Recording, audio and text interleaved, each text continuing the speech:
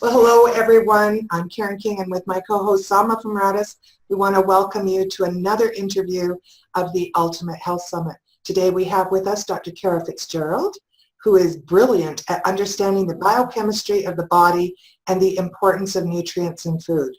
She received her doctorate of naturopathic medicine degree from the National College of Natural Medicine in Portland, Oregon.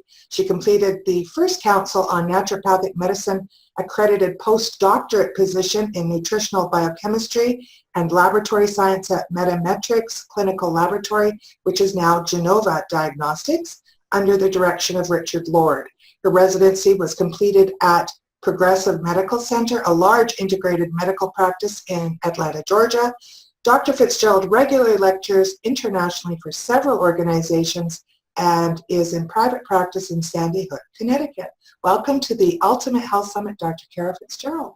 Thank you. My honor and pleasure to join you both today. Oh, we are too. You're kind of like the dynamic firecracker. So before we jump into today's topic here, Kara, I'd love to hear just a little bit more about your background and maybe share with us 3 defining moments in your life that brought you to the work that you're doing now and why you really chose to get involved with naturopathic medicine.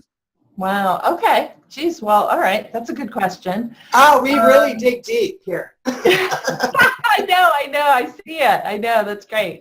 Or I hear it.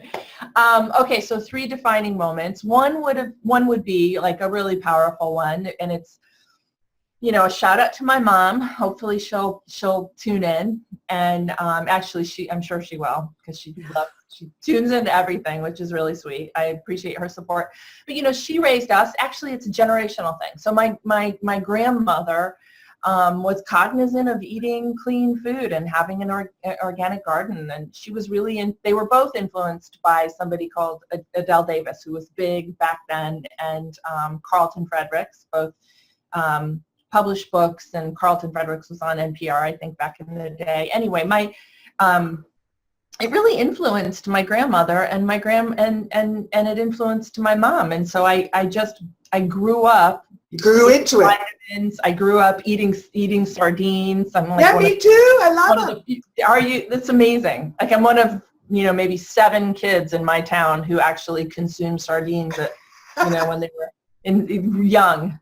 And we grew up just we couldn't buy organic in the store back then, so we would we'd have periodic packages arrive of different organic things, and so I just appreciate it. Now, when I was a kid, I hated it because my friends were eating junk food, and they were having peanut butter and jelly sandwiches for lunch, and you had a sardine sandwich. Exactly. So I as an adult, I went through a serious rebellion period. I remember my big threat to my mom wasn't that I was going to go out all night and party. I'm going to eat a whole box of Oreo cookies. Like, that was my major threat. Oh my God. Yeah. He must have freaked me. Oh no, Kara. I am going to eat the whole thing. And you know what I did? I did imbibe in living the dark side of food, and I definitely did, and got really sick, actually. And that kind of brings me to my second little pivotal moment, was probably realizing my mom was right. There you go. I mean, isn't that funny? Yeah, it's pretty funny.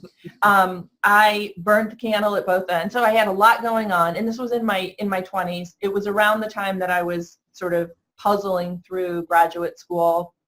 MD or just moving on to medical school, I guess, just the various hurdles one has to go through in that process.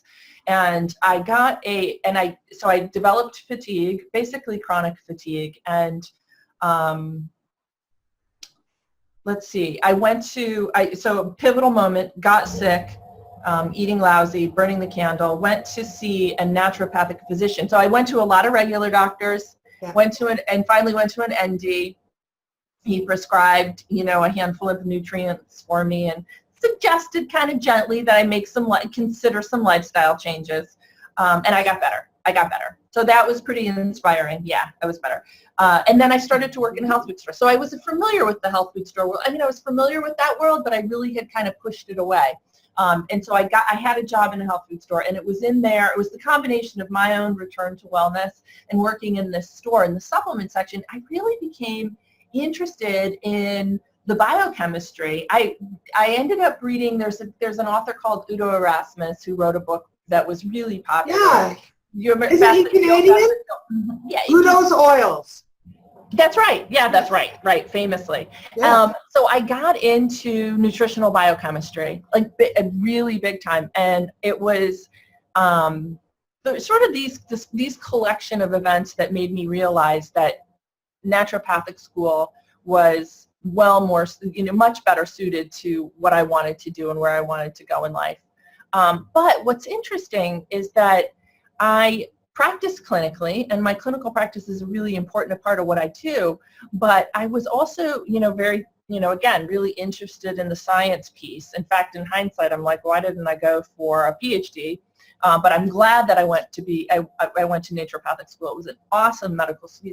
I was out at National in Oregon. It was just an awesome, tremendous experience. And one of the people who's my mentor today, who I was exposed to back then, is Dr. Jeffrey Bland, who started the Institute for Functional Medicine and is a nutritional biochemist himself. And I was wildly inspired by him, and miracle of miracle, was able to do my postdoctorate training in nutritional biochemistry and laboratory science at Metametrics Laboratory.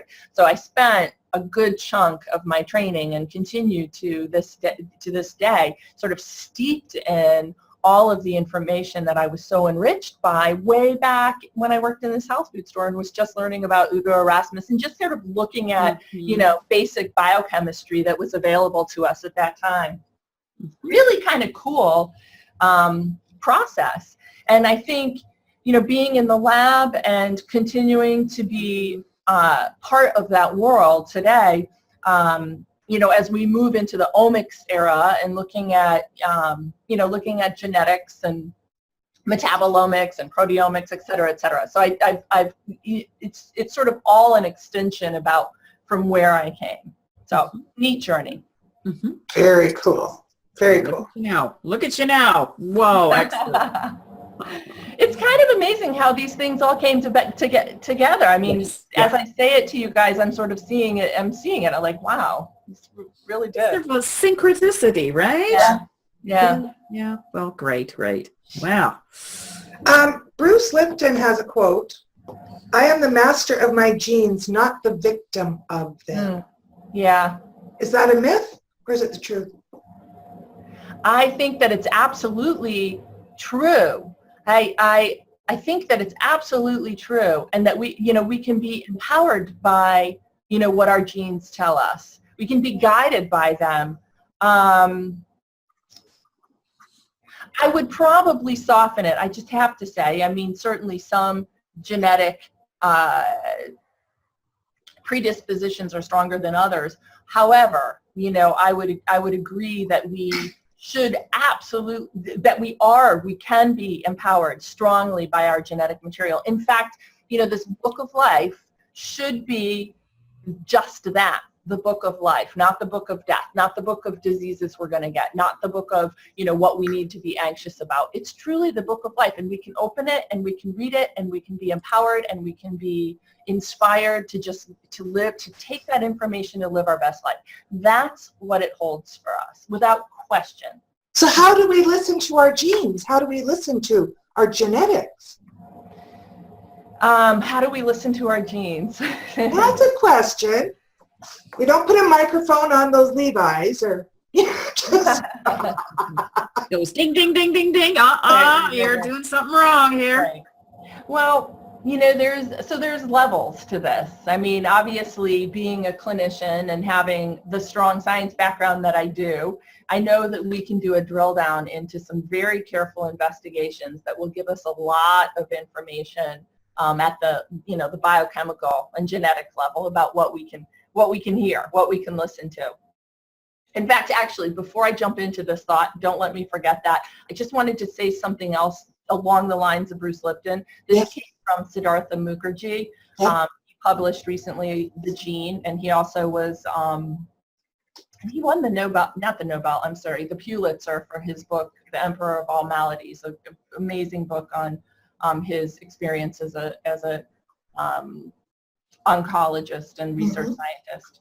The history of cancer, actually, beyond just his experience. Anyway, one of the interesting things he talks about is this idea of being a previvor, that is surviving a disease that we haven't yet gotten. And a lot of us, and that's the spin that a lot of us take, even clinicians, even us educating our patients, but certainly as our patients have gotten, gone out and gotten genetic panels on themselves, or have a handful of their genes, they're interpreted with this idea that they're going to get sick. And so this term previvor is an important one for us to understand and to really avoid, previvor, having recovering or being a survivor of a disease we have not yet gotten. And it's not an empowering way to use our genetic material at all. It's not to use that information. Again, it's the book of life, and it's how we can live our best life. So there are some really pretty basic ways that all of us can engage in living with a vitality and living our best life. I mean, certainly, we can look at our family history and see, like in my family, we don't have a lot of autoimmunity. Actually, I don't think there's really any autoimmunity in both sides. But we've got heart disease all over the place. We've got metabolic syndrome, marching towards diabetes. We've got truncal adiposity left and right. Like, I can look at my family and say, that's where I'm going, unless I choose to make, some changes. Right.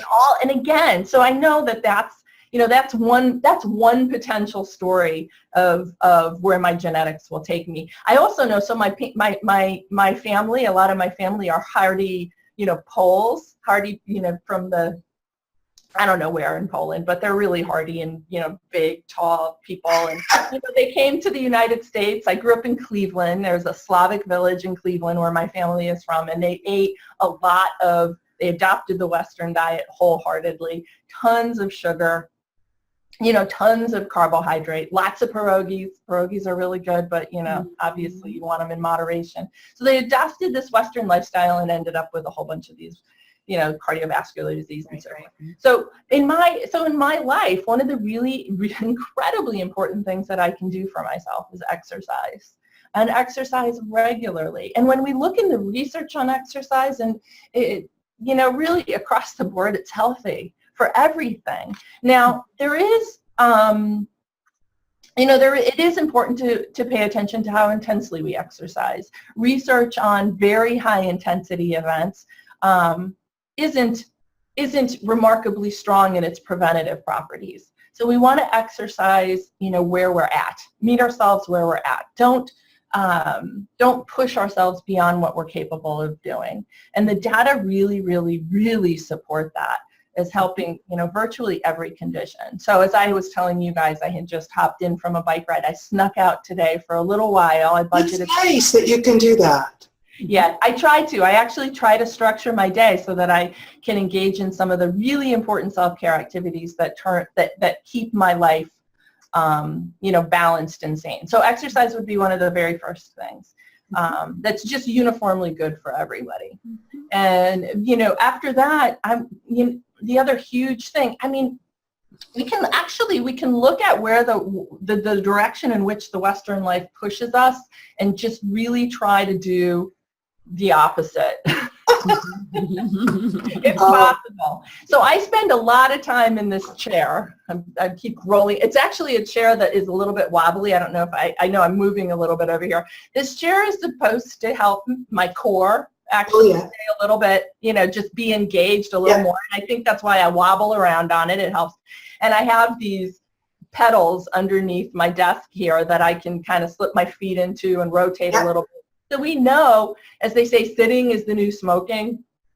So that's another thing. Sitting a long time, not good. So even with that little piece of exercise that I got outside today, I still want to engage in some movement as I can on a daily basis, just right here while I'm in this seat for at least 8 hours.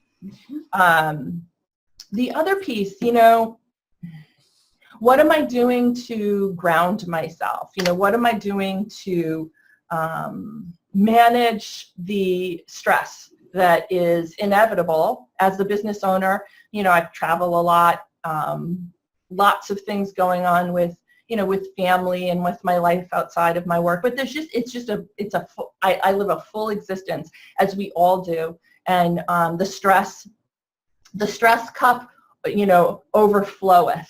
And again, unless I actually get in there and take some time to bring it down, I will pay the price in terms of illness. I mean, I know from my early years, as I just shared with you, I developed chronic fatigue, as an aggressive type A person, charging ahead, doing way too much at once. I got really sick.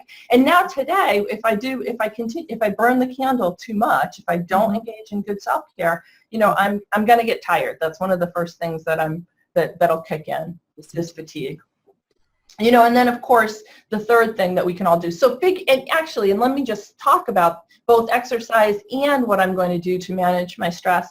When I'm working with patients, I'm talking to them specifically about, what they're interested in doing. I happen to love riding my bike pretty much more than anything, and I live in a great area for doing that, but I'm certainly not going to be putting that on my patients. It's nice, it's fun to have a dialogue about what works for somebody else. The same thing with stress reduction. What method works for you? I mean, it's so individual. We all have our favorites, and there's research based, lots of research on heart rate variability and some of the new meditation tools out there. There's awesome data coming out the pike on a variety of different things, but really it has to be something that we're willing to engage in.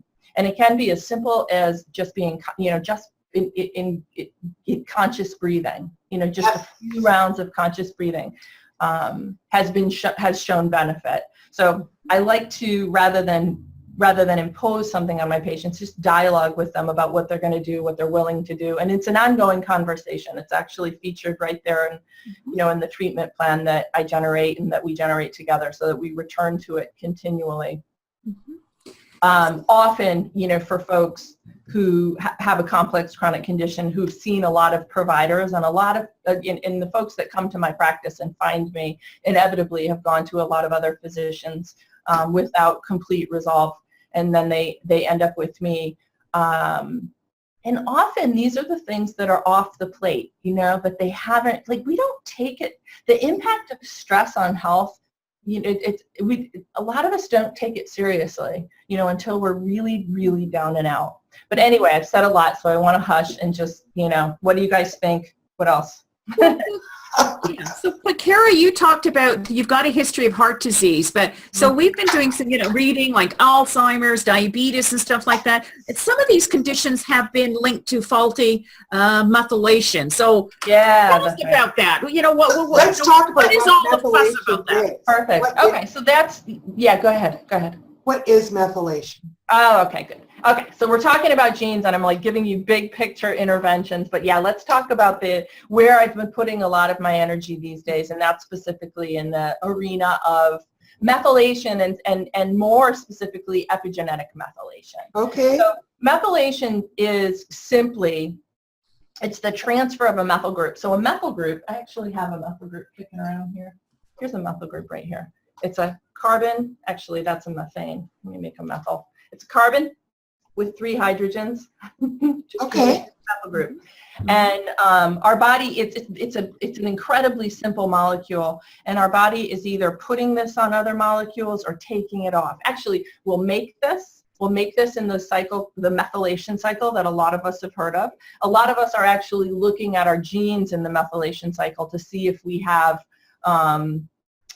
variations that make producing this less efficient. So that's a, MTHFR gene is has a lot of conversation in clinical practice, online, and just all over the place. And a lot of us are measuring their genes and looking at that. So anyway, if you have the MTHFR, you might not make this quite as efficiently.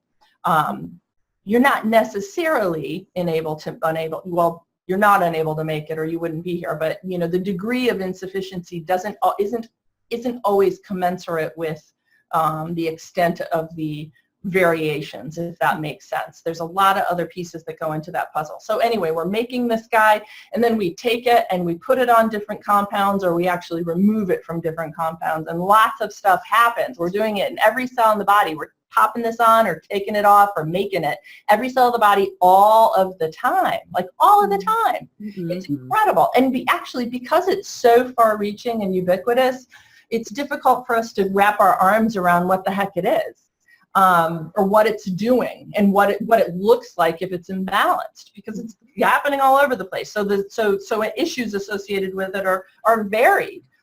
We use this to, we methylate toxic compounds to get rid of them in our body. We methylate estrogens to make them safe for removal.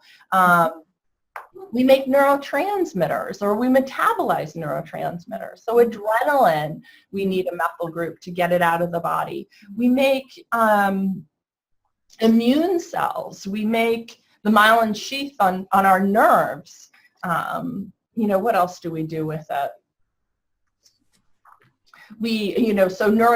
So our ability to contract. So muscle, the neurotransmitter involved in muscle contraction, involved in memory, actually, these are shared, are reliant on methyl groups. And then an area that I've put a lot of attention on is our taking care of our genetics. Again, we put methyl groups onto our genetic material, and we take methyl groups off of our genetic material, and whether they're on or off dictates how our genes are expressed. And one of the amazing things, and so this is going back to this Bruce Lipton idea, is that our environment influences profoundly whether or not we're putting these methylation groups on or off. So our lifestyle, our habits, our daily choices in living will influence, what goes on, what comes off our genetic material, and therefore what genes we express. So that's methylation in a nutshell. And that's also diet, right, Kara? Also diet, yeah. Right? The environmental. Yeah, totally. So when I'm saying environment, it's the whole kit. Okay. From, again, stress reduction, major player in healthy genetic methylation, exercise, and then, of course, diet, big time. Yeah, absolutely. Toxins, huge. So too little and too much can have devastating consequences on our body. Right? How do we regulate that? Yeah, so imbalanced methylation, imbalanced, I would say. People can tend to think of themselves as hyper or hypomethylators, but really more correctly, I think we would, look at probably imbalanced methylation. Okay. Even when we're sort of generally trending towards insufficient or too little methylation, we can actually have regions of our genetic material that are overly methylated. So when genes are methylated, they're shut down. Expression is shut down. When they're not methylated, generally speaking, that those genes are expressing.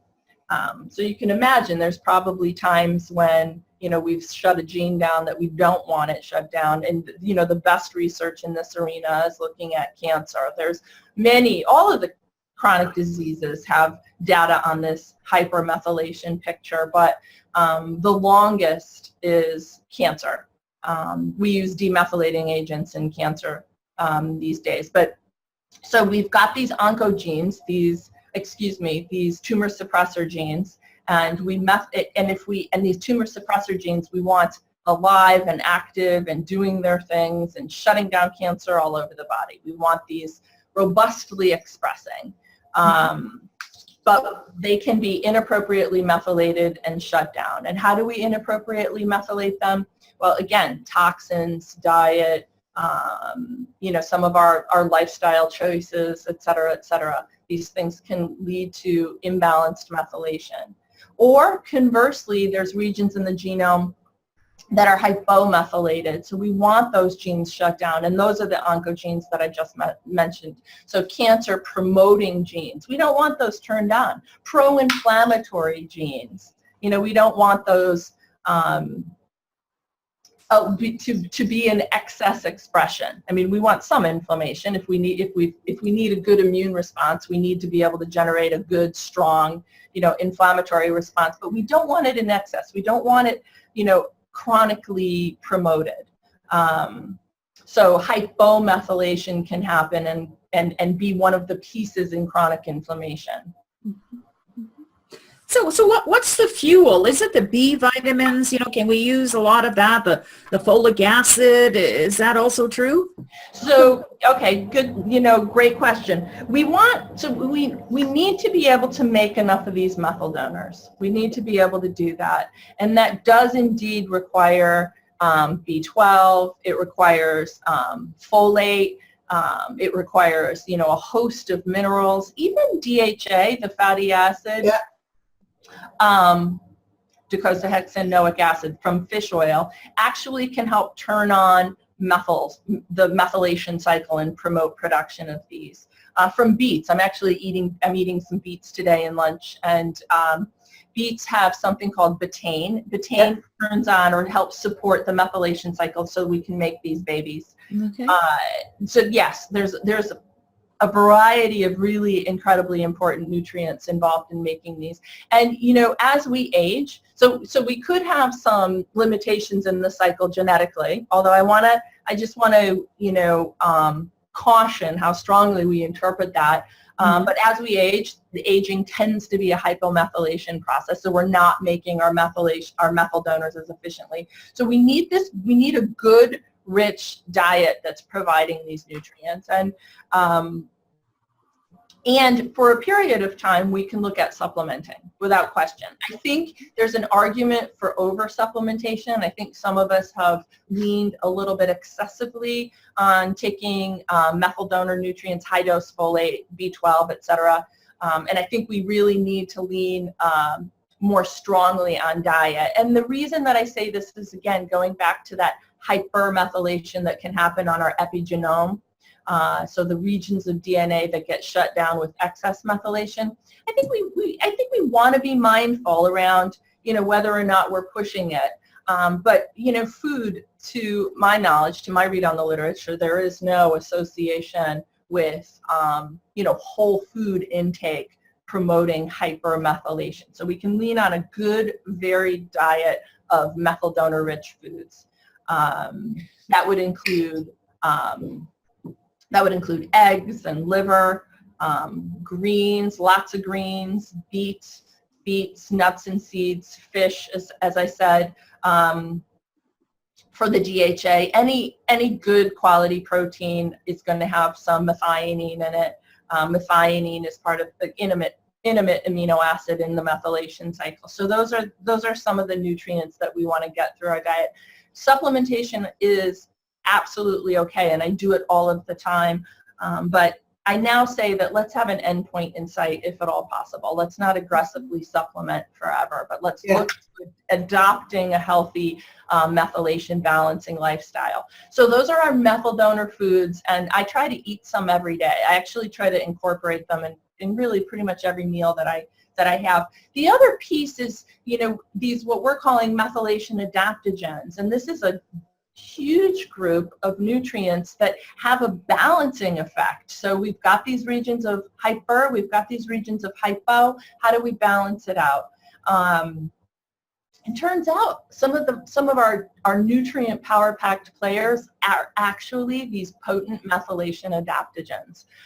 One of our best researched nutrients, turmeric, curcumin, is potently methyl balancing. Rosemary or rosmarinic acid is the active constituent in the spice rosemary. That's one of my favorite spices. I put it on almost everything, maybe not my coffee. But your tea, you could. Your tea, right? Yeah. It's that so lemon great. tea. Yeah, rosemary. Essential oil, a little bit of perfume.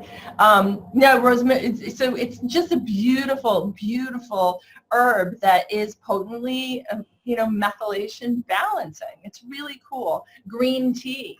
Yeah. And, so as science evolves, as it moves forward, we're learning some of why these have been our beloved nutrients for so long. There's a host of them. Many of the colorful veggies that we love have these flavonoids in them that are methylation adaptogens, luteolin or lutein in tomatoes, resveratrol. Yeah. Quercetin and on. So there's just a really rich arsenal. And again, that those nutrients are part of my diet and arguably really should be part of all of our diets, our daily diets. Mm-hmm. So what about you? So you're going to have lunch today. What would be in your lunch? What would be the typical lunch for you? So my lunch today, I've got lots of beets. I just I brought love in beets. today. I love them. Yep, I love pickled beets. Yeah. So I'm gonna get, and one of the pieces I didn't emphasize yet, you guys, is a healthy gut. So a good, robust microbiome is going to help take care of the methylome, as they call it, or the genetic methylation. A lot of those good gut bugs, a lot of those predominant microflora actually make folate. Bifidobacteria, Bifido adolescentis is one subspecies that makes lots of folate really efficiently. So most of the Bifido, or many of the Bifido players, actually make folates. So they're great to have around in robust quantities. But beyond just their involvement in making folate or their involvement in helping us to absorb other nutrients, including B12, but really many other nutrients that are going to help with methylation, a healthy microbiome is an intimate player in healthy epigenetic expression in myriad ways. So we don't want to forget the gut. And then you guys asked me another question. Oh, what was I eating in my lunch? Okay, so beets. I've got beets. I've got a whole lot of greens today. I've got some olives for some of those flavonoids. Oh. The oil. Yeah, I love them. I've got black or green? Huh? Black or green olives? I have black. I think, I love black. Probably a little bit more nutrient bang for my buck in the greens, but blacks are good. What else? I've got some chicken sausage, so not like, it's not a miracle food by any stretch, but it's a good, it's a protein. And then I've got sesame seeds and some sunflower seeds. I have a tahini dressing and some sunflower seeds. So, that's my lunch. Yeah, It's got some folate-rich nutrients. I've got betaine in there, and just, adequate protein and so forth. Okay, so you're not a proponent of going all green, just vegetarian? All green? Vegetarian? Oh, I think that, I'm not anti-vegetarian. I think that we can do, it's a little bit easier for us to stay nutritionally replete using animal protein. And I'm sure there's plenty of folks on your podcast or beyond that will argue with me, but that's my position. And one of the reasons that I came to that conclusion was just really looking at loads and loads and loads of laboratory data and thousands of people over my years at the lab and just seeing marked insufficiencies. So I would say that if somebody's committed to being a vegetarian, there's certainly good data around vegetarianism and the benefit in various diseases without question. But if one's committed to doing that, I personally suggest to my patients who are to do a periodic nutrient evaluation to make sure that you're getting what you need. We can do that in two ways, and I do it in two ways in my practice. One is by laboratory testing, doing broad laboratory testing of amino acids and fatty acids and the various vitamins and minerals. I look at toxins as well. Or with my nutrition team, we do this a lot with our patients. We do nutrient intake analysis. So they actually plug in what they're eating on a daily basis, or at least a few representative days of food intake, and we see whether or not they're meeting at least the daily recommended intake. Now, most of us need more than that, but are we at least meeting that basic minimum? Here's a question for you. Selma and I were talking about it last night, and I thought, I got to ask this question. Of course, so my daughter has Asperger's syndrome, and I think the whole world knows this by now. And there is some recent I guess, news on the front about that, you know, it's it can be a genetic condition that people are born with versus some of the other, you know, there's all these theories, vaccines or, you know, toxins or now they're saying genetics. So if that was indeed the case, following your protocol with the methylation, could she shut that gene off? Well, here's the thing. There's no shoo-in for autism. I mean, it's a spectrum. It's a spectrum. I mean, that by definition, there's, you know, many varied presentations with different, as you pointed out, antecedent factors and triggering factors and mediators. You know, so what causes it, what predisposes one, you know, then what allows for the precipitation, right, and then what allows for the propagation. All of those are, you know, they're arguably extremely individualized, and I think that that's where research has really gone wrong.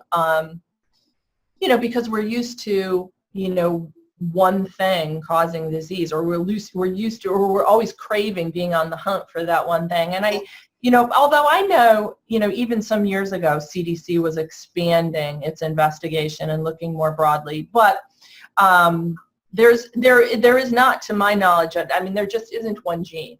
So to say, can we actually shut that gene off, that, you know, that's an interesting proposition. That's really an interesting proposition, but I would say more likely what we want to do is broadly influence the healthiest expression. And so I think that what we're proposing with the methylation diet and lifestyle is absolutely appropriate for kids on the autistic spectrum without question, or adults on the autistic spectrum. And we have used it as such. In fact, Julie Matthews, who's a great nutritionist in California here in the States, specifically, you know, in the autism community, we did a nice webinar with her and introduced it to that community, and I continue to do it. There is, I mean, so Jill James, who's also a scientist in doing a lot of work with autistic kids, looking at, you know, various interventions, has looked at methylation, and without, you know, we know that methylation imbalances are really pretty much de rigueur in kids on the spectrum. But there's not a shoe-in pattern. There's not a one-size-fits-all pattern. Yeah. So again, that means we've got to zoom out and just do these broadly effective approaches. You know, as often as not with kids on the spectrum, they don't tolerate supplements, and we have to do what we call backdoor methylation.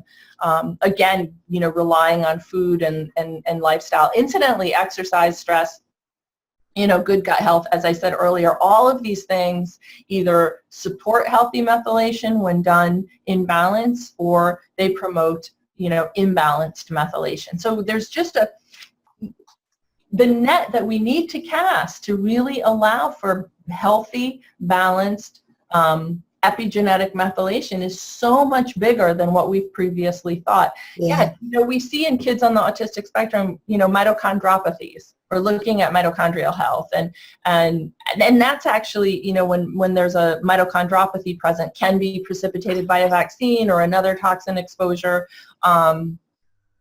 That alone can be a big piece of the regression. And, you know, healthy mitochondria is, again, essential for good genetic, epigenetic methylation. So mitochondria are at play in there as well. So, you know, again, it's broad. And when we do treat, you know, when we're able to move a child out of autism, or really make a difference clinically in an individual with autism, we are without question impacting epigenetic expression. There's no doubt. We don't have access to the testing, to epigenetic testing yet, like we're able to send some saliva into 23andMe and get 900,000 genes back. We can't do that yet.